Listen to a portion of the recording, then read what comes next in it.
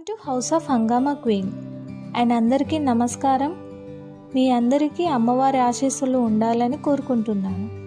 ఒక్కొక్కరికి ఒక్కొక్కలాగా వాళ్ళ ఆచారాలను బట్టి పద్ధతులను బట్టి వారు ప్రసాదాలని తయారు చేస్తూ ఉంటారు. నేను మా ఇంట్లో రెగ్యులర్గా చేసే ప్రసాదాలను మీకు చూపిస్తాను. సో ఈ వీడియోని మీరు స్కిప్ చేయకుండా కంప్లీట్గా చూసి మీరు కూడా ఈ ప్రసాదాలని ట్రై చేయండి. పండగ అయినా తొలి పూజ వినాయకుడికే ఉంటుంది. సో వినాయకుడికి ఎంతో ఇష్టమైన ఈ పానకాన్ని ఎలా తయారు చేయాలో చూద్దాం. ఫస్ట్ ఒక బౌల్లోకి తరిగి ఉంచిన బెల్లంని వేసుకోవాలి. ఇక్కడ నేను 50 గ్రామ్స్ బెల్లంని యూజ్ చేస్తున్నాను. ఆ తర్వాత 1 గ్లాస్ వాటర్ని యాడ్ చేసుకొని డిజాల్వ్ చేసుకోవాలి. బెల్లం కరిగిన తర్వాత వడగట్టుకోవాలి. ఇలా వడగట్టడం వల్ల అందులో ఏమైనా డస్ట్ ఉంటే పోతుంది. వడగట్టిన నీటిలో వంటలో వేసుకునే కొద్దిగా కర్పూరాన్ని వేసుకోవాలి. అలాగే ఇలాచీ పౌడర్, కొన్ని తులసి ఆకుల్ని కూడా వేసుకొని కలుపుకోండి. కేవలం 5 నిమిషాలలో తయారు చేసుకునే పానకం సర్వవ్యాధి నివారణగాను ప్రసాదంగాను ఉపయోగిస్తారు. పూర్ణం బూరెలు లేదా పూర్ణాలు, వీటిని వరలక్ష్మి వ్రతం రోజు ప్రత్యేకంగా దేవుడికి నైవేద్యంగా చేసుకుంటాము. పర్ఫెక్ట్గా ఈ పూర్ణాలు రావడానికి నేను చెప్పే ఈ టిప్స్ ఫాలో అయ్యి ట్రై చేయండి. ముందుగా ఒక గిన్నెలో 2 కప్పుల బియ్యం, 1 కప్పు మినప్పప్పు వేసి బాగా శుభ్రంగా కడుక్కోవాలి.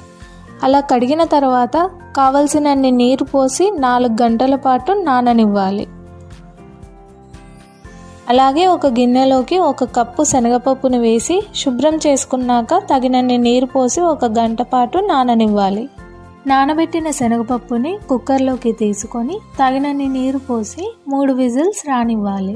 ఒకవేళ నానబెట్టే సమయం లేకపోతే 5 లేదా 6 విజిల్స్ వచ్చేంత వరకు ఉడికించుకోవాలి.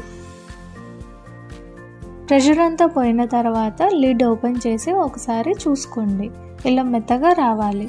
ఆ తర్వాత స్ట్రైనర్లోకి తీసుకొని నీరంతా పోయేంత వరకు ఉంచుకోవాలి. ఒక 15 నిమిషాల పాటు అలా ఉంచుకుంటే నీరంతా పోతుంది. ఇప్పుడు మిక్సీ జార్లోకి వడగట్టుకున్న శనగపప్పును వేసుకోవాలి. అలాగే 1 కప్పు బెల్లంని కూడా వేసుకోవాలి. ఇక్కడ నేను 1:1 రేషియో యూస్ చేసుకుంటున్నాను. వేసుకున్న తర్వాత ఇలా మెత్తగా గ్రైండ్ చేసుకోవాలి. గ్రైండ్ చేసుకున్న పిండిని ఒక బాండీలోకి వేసుకొని నీరంతా పోయేంత వరకు గట్టిగా అయ్యేంత వరకు ఉడికించుకోవాలి. గట్టిగా అయిన తర్వాత కొద్దిగా ఇలాచీ పౌడర్ వేసి బాగా కలుపుకోవాలి. ఇలా కలుపుకున్న తర్వాత ఒక ప్లేట్లోకి తీసుకొని కూల్ చేసుకోవాలి. కూల్ చేసుకున్న తర్వాత మనకు కావాల్సినంత పిండిని తీసుకొని ఇలా చిన్న ఉండల్లాగా కట్టుకోవాలి. ఇలా చేసుకోవడం వల్ల పూర్ణాలు వేసేటప్పుడు మనకి ఈజీగా ఉంటుంది. ఇందులో ఆప్షనల్గా బాదం, పిస్తా, జీడిపప్పు కానీ వేసుకొని ముద్దల్లాగా కట్టుకోవచ్చు. ఇప్పుడు ఆల్రెడీ 4 గంటల పాటు నానబెట్టిన బియ్యం, మినపప్పుని ఒక మిక్సీ జార్లోకి తీసుకొని మెత్తగా గ్రైండ్ చేసుకోవాలి. ఇందులో కొద్దిగా నీరు వేసుకుంటే సరిపోతుంది. మరీ ఎక్కువగా వేసుకోకండి, పల్చగా వచ్చేస్తుంది. ఈ కన్సిస్టెన్సీలోకి ఉంటే సరిపోతుంది. ఆ తర్వాత ఒక బాండీలో తగినంత నూనె వేసుకొని వేడి చేసుకోవాలి. నూనె బాగా వేడైన తర్వాత పూర్ణం ఉండల్ని బ్యాటర్లోకి వేసుకొని స్పూన్తో ఇలా కోట్ చేసుకోవాలి. ఇలా కోట్ చేసుకున్న తర్వాత నూనెలో వేసుకోవాలి. బాండీలోకి సరిపోయిన బూరెల్ని కోట్ చేసుకొని వేసుకోవాలి. స్పూన్తో వేయడం వల్ల బాగా కోట్ అయ్యి రౌండ్గా తోకలు లేకుండా వస్తాయి.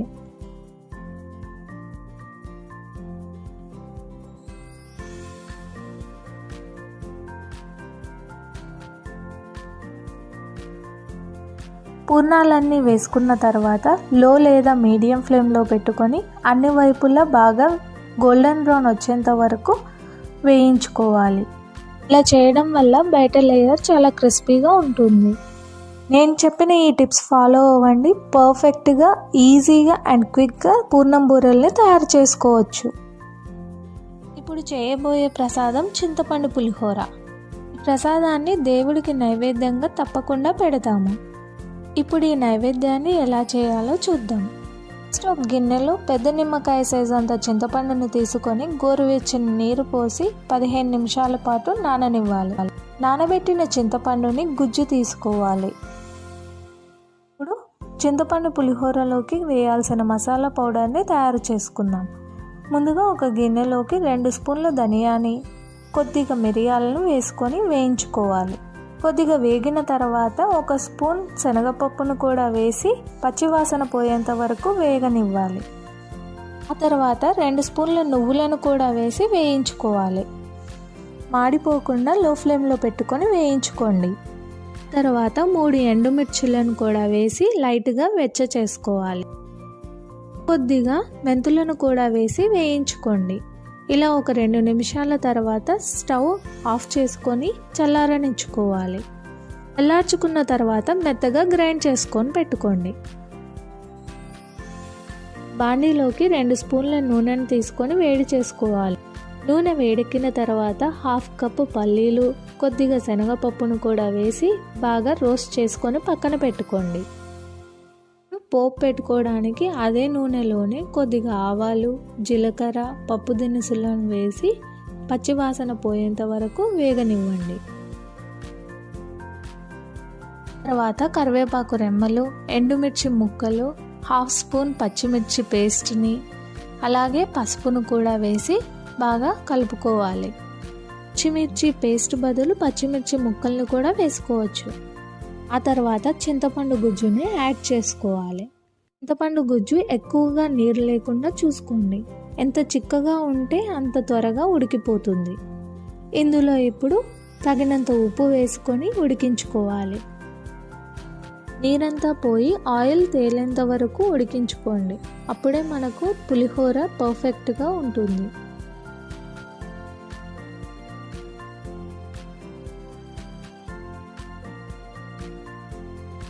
ఆయిల్ సపరేట్ అయిన తర్వాత ముందుగా పట్టి పెట్టుకున్న మసాలా పౌడర్ 1.5 స్పూన్ వేసుకొని బాగా కలుపుకొని 2 నిమిషాల పాటు ఉడికించి స్టవ్ ఆఫ్ చేసుకోండి. ఇందులో వేసుకునే మసాలా పౌడర్ ఆప్షనల్. టెంపుల్లో పెట్టే ప్రసాదం ఎలా టేస్ట్ ఉంటుందో అలా ఉండాలి అంటే ఈ మసాలాని తప్పకుండా వేసుకోండి. ఆ తర్వాత చల్లార్చి పెట్టుకున్న అన్నంని వేసుకొని గుజ్జు మొత్తం కోటయ్యేంత వరకు బాగా కలుపుకోవాలి. చింతపండు పులిహోరలోకి కొద్దిగా ఉప్పు ఎక్కువగానే పడుతుంది, సో కొద్దిగా టేస్ట్ చూసుకొని వేసుకోండి.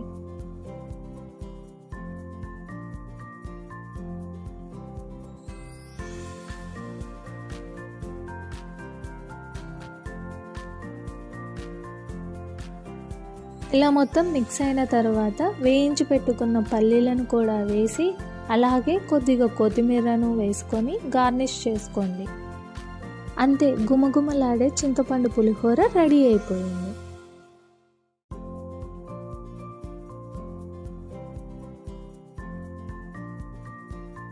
అందరూ త్వరగా ఈజీగా తయారు చేసుకునే ప్రసాదాలలో రవ్వ కేసరి ఒకటి. ఇప్పుడు సాఫ్ట్గా డెలీషియస్గా ఉండే రవ్వ కేసరి ఎలా తయారు చేసుకోవాలో చూద్దాం. ఫస్ట్ ఒక కడాయిలో 1 స్పూన్ నెయ్యిని వేసుకొని కొద్దిగా జీడిపప్పు, కిస్మిస్ వేసుకొని వేయించుకోవాలి. రవ్వ కేసరి చేసేటప్పుడు నెయ్యిని మాత్రమే వాడండి. ఆ తర్వాత 1 కప్పు బొంబాయి రవ్వను వేసుకొని డ్రై రోస్ట్ చేసుకోవాలి. అలాగే ప్యారలల్గా ఇందులో వేసుకునే నీటిని వేరే స్టవ్ మీద వేడి చేసి పక్కన పెట్టుకోండి. కొద్దిగా కలర్ చేంజ్ అయిన వెంటనే వేడిగా ఉన్న నీటిని వేసుకోవాలి. 1 కప్పు బొంబాయి రవ్వకి 2 కప్పుల నీటిని వాడుకోండి. తర్వాత లంప్స్ లేకుండా బాగా కలుపుకొని 5 నిమిషాల పాటు ఉడికించుకోండి. వేడి నీళ్ళు వాడడం వల్ల లంప్స్ అనేవి ఫామ్ అవ్వవు. ఇలా కాసేపు ఉడికించుకున్న తర్వాత చిటికెడు ఫుడ్ కలర్ని యాడ్ చేసుకోండి. ఫుడ్ కలర్ అనేది ఆప్షనల్ మాత్రమే. కలుపుకున్న తర్వాత 1 కప్పు చక్కెరను వేసుకోండి. ఇక్కడ నేను 1:1 యూస్ చేస్తున్నాను. మరింత స్వీట్నెస్ కావాలి అంటే ఇంకా కాస్త చక్కెరను వేసుకోండి. ఆ తర్వాత 1 కప్పు పాలు పోసుకొని బాగా మిక్స్ చేసుకొని 2 నిమిషాల పాటు ఉడికించుకోవాలి.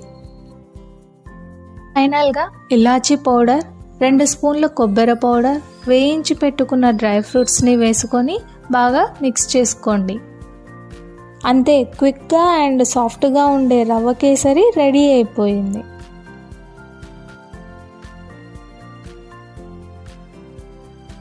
అమ్మవారికి ఎంతో ఇష్టమైన నైవేద్యంలో దద్దోజనం ఒకటి. ఈ దద్దోజనాన్ని ఎలా తయారు చేసుకోవాలో చూద్దాం. ఫస్ట్ ఒక బౌల్లో 1 కప్పు బియ్యం తీసుకొని కొద్దిగా నీరు వేసుకొని శుభ్రం చేసుకోవాలి. శుభ్రం చేసుకున్న తర్వాత 15 నిమిషాల పాటు నాననివ్వాలి. 1 కప్పు బియ్యంకి 3 కప్పుల నీరు పోసుకొని మెత్తగా ఉడికించుకున్న తర్వాత చల్లారబెట్టుకోవాలి. చల్లారబెట్టుకున్న అన్నంలో 250 గ్రామ్స్ మీగడ తీయని పెరుగుని వేసుకోండి. మీగడ పెరుగు వేయడం వల్ల చాలా కమ్మగా ఉంటుంది. తర్వాత 1 గ్లాస్ గోరువెచ్చని పాలను వేసుకోండి. పాలు పోయడం వల్ల దద్దోజనం పులిపెక్కదు. తర్వాత 1.5 స్పూన్ ఉప్పు వేసుకొని బాగా మిక్స్ చేసుకోవాలి. అన్నం కలిపేటప్పుడు గట్టిగా ఉంటే మరింత పెరుగు పాలను వేసుకొని కలుపుకోండి. ఇలా లూజ్గా కలుపుకొని 1/2 అవర్ పక్కన పెట్టండి. ఆ తర్వాత పోపు పెట్టడానికి ఇక్కడ నేను నూనెను కాకుండా నెయ్యిని ఉపయోగిస్తున్నాను. ఎప్పుడైనా దద్దోజనానికి పోపు పెట్టడానికి నెయ్యిని మాత్రమే వాడండి. నెయ్యి వేడైన తర్వాత కొద్దిగా జీడిపప్పును వేసి వేయించి పక్కన పెట్టుకోండి.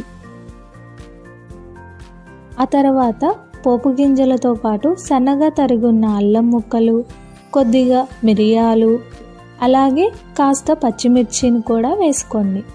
కొద్దిగా వేగనిచ్చిన తర్వాత ఎండుమిర్చి ముక్కలు, కొద్దిగా కరివేపాకు రెమ్మల్ని వేసుకొని దించేసుకోండి. లాస్ట్లో కొద్దిగా ఇంగువ యాడ్ చేసుకొని పోపుని దద్దోజనంలో కలుపుకోవాలి.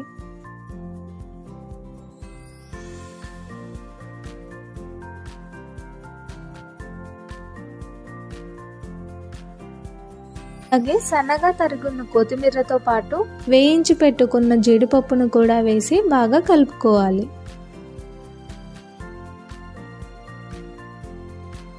ఫైనల్గా దానిమ్మ గింజలు వేసుకొని కలుపుకోవాలి.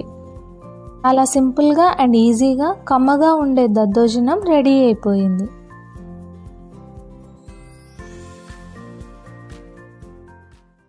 సో మీ అందరికీ ఈ వీడియో నచ్చినట్లయితే తప్పకుండా షేర్ చేయండి, లైక్ చేయండి అండ్ సబ్స్క్రైబ్ చేయడం మర్చిపోకండి. పక్కనున్న బెల్ ఐకాన్ని క్లిక్ చేస్తే మీకు నోటిఫికేషన్స్ వస్తాయి. So thanks for watching the video and stay tuned for more updates.